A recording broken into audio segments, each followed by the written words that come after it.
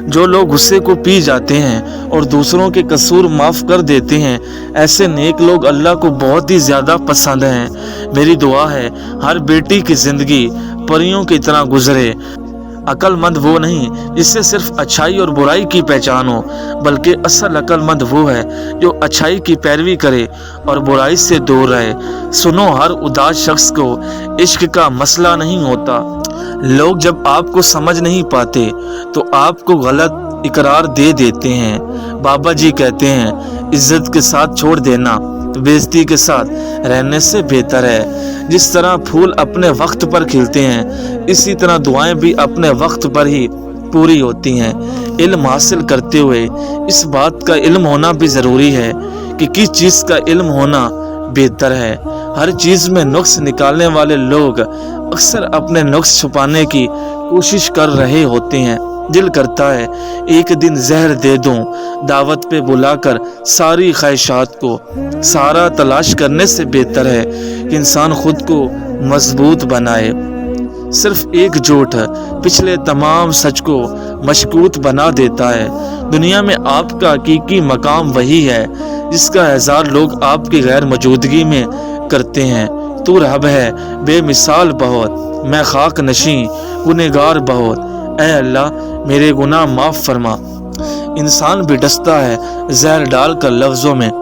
وقت کا تقاضا ہے کہ اپنے آپ تک ہی محدود رہا جائے۔ ایسے تو زمانہ بھی جینے نہیں دے گا۔ میں کچھ بھی نہیں تیرا مگر میرا برہم رکھا۔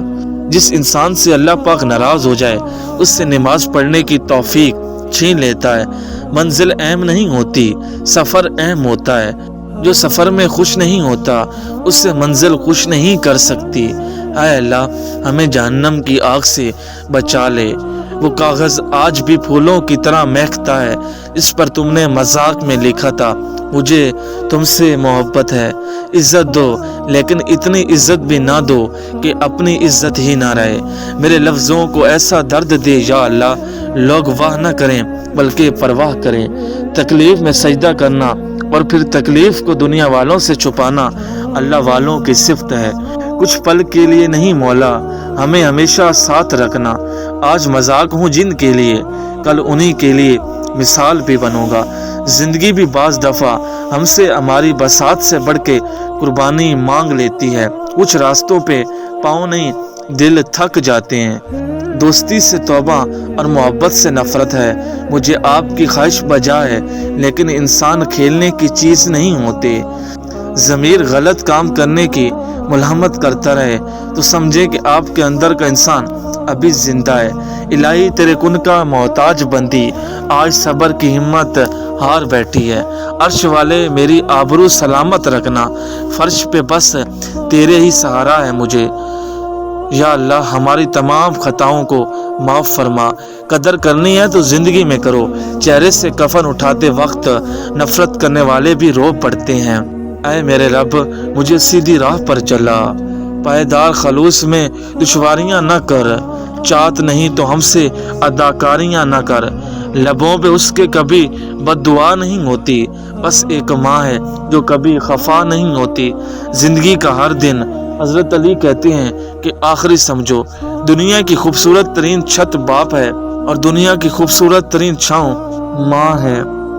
ماں کی گود میں سر رکھ کے سونے اور رات کی تاریکی میں اپنے رب سے گفتگو کرنے میں جو سکون ہے وہ دنیا کی کسی پیشائے میں نہیں ہے۔ دیکھا تمہارا عکس جب اپنے وجود میں، ایسا میں اپنے آپ کو اچھا لگا کہ بس کسی کی اصلیت بر وقت سامنے آ جانا اللہ کا خصوصی کرم ہے۔ جب دل ٹوٹتا ہے تو ہر کوئی کہتا ہے کوئی بات نہیں تمہیں اس سے بہتر ملے گا، پر کوئی یہ نہیں سمجھتا ضرورت اچھے کی نہیں ہوتی، اس کی ہوتی ہے جس سے محبت ہو۔ کیا پتہ اس رمضان آپ کے کن کا معجزہ ہو جائے۔ زندگی کی سب سے بڑی خوبصورتی یہ ہے کہ جب ہم روٹھ جائیں تو کوئی منانے والا ہو۔ خدا قبول نہ کرے وہ دعا اس میں مانگا ہو تجھے کسی اور نے۔ خاموش ہو جانا لیکن بے ادبی نہ کرنا۔ انسان سے محبت وہی کر سکتا ہے جس پر خدا مہربان ہو۔ غم کی بڑی کارروائی یہ ہے کہ غم تمہیں بہت ہی نرم کر دیتا ہے۔ اگر غم نہ ہو تو انسان پتھر ہی رہتا ہے آخری فتح خاموشی کی ہوئی اور آواز فنا ہو گئی۔ قبر جس دم میری تیار کرائی جائے، خاک تھوڑی سی مدینے کی ڈالی جائے۔ اچھے کے ساتھ اچھا رہو لیکن برے کے ساتھ برا مت بنو، کیونکہ تم پانی سے خون صاف کر سکتے ہو پر خون سے خون نہیں۔ قابل اعتبار ہی اکثر قاتل اعتبار ہوتے ہیں۔ مومن بات کم اور عمل زیادہ کرتا ہے اور منافق بات زیادہ اور عمل کم کرتا ہے۔ باتوں کی مٹھاس اندر کا بھید نہیں کھولتی۔ مور کو دیکھ کر کون کہہ سکتا ہے کہ یہ سانپ کھاتا ہوگا؟ تھکنے لگا ہوں، ٹوٹنے لگا ہوں، میری سب دعاؤں پہ کن کہہ دینا اللہ۔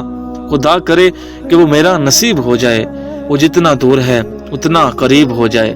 میری امی نے مجھے سکھایا، دل کسی سے کتنا بھی خفا ہو جائے تو خاموش ہو جانا لیکن بے ادبی نہ کرنا۔ لوگوں کو اس طرح معاف کر دیا کرو جس طرح تم اللہ سے امید رکھتے ہو کہ وہ تمہیں معاف کر دے گا۔ ہم کسی کا بھی قرض رکھتے نہیں، ایک سنتے ہیں دو سنا دیتے ہیں۔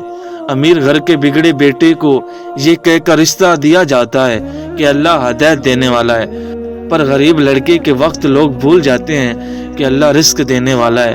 کچھ لوگوں کے حصے میں بس چاہتے بانٹنے کا کام آتا ہے، وصول کرنے کا نہیں۔ آپ کی ہر وہ جیت ہار ہے اس کا مقصد کسی کو نیچا دکھانا ہو۔ میں تیرے کن کا طلبگار ہوں زندہ۔ جب کسی غریب کی مدد کرنے جاؤ تو اپنا کیمرہ گھر چھوڑ کر جاؤ۔ جسے پا نہیں سکتے اسے سوچ کر ہی خوش ہونا عشق ہے۔ وہ شخص کامیاب نہیں ہو پاتا جس میں ناکامی کا خوف کامیابی کی چاہت سے زیادہ ہو۔ دل پاک نہیں تو پاک ہو سکتا نہیں انسان، ورنہ ابلیس کو بھی آتے تھے وضو کے فرائض بہت۔ علم کا مطلب ڈگریاں حاصل کرنا نہیں بلکہ سوچنے کی صلاحیت کو بڑھانا ہے۔ جاگنے کی بہترین جگہ اپنا گربان اور رہنے کی صحیح جگہ اپنی اوقات ہے۔ جن دعاؤں پر تمہاری دنیا ٹھہری ہے، دعا ہے کہ وہ دعائیں تمہارے نصیب کا حصہ ہوں۔ حقیقت یہ ہے کہ آخری غسل کے لیے بھی لوگوں کے محتاج ہیں ہم۔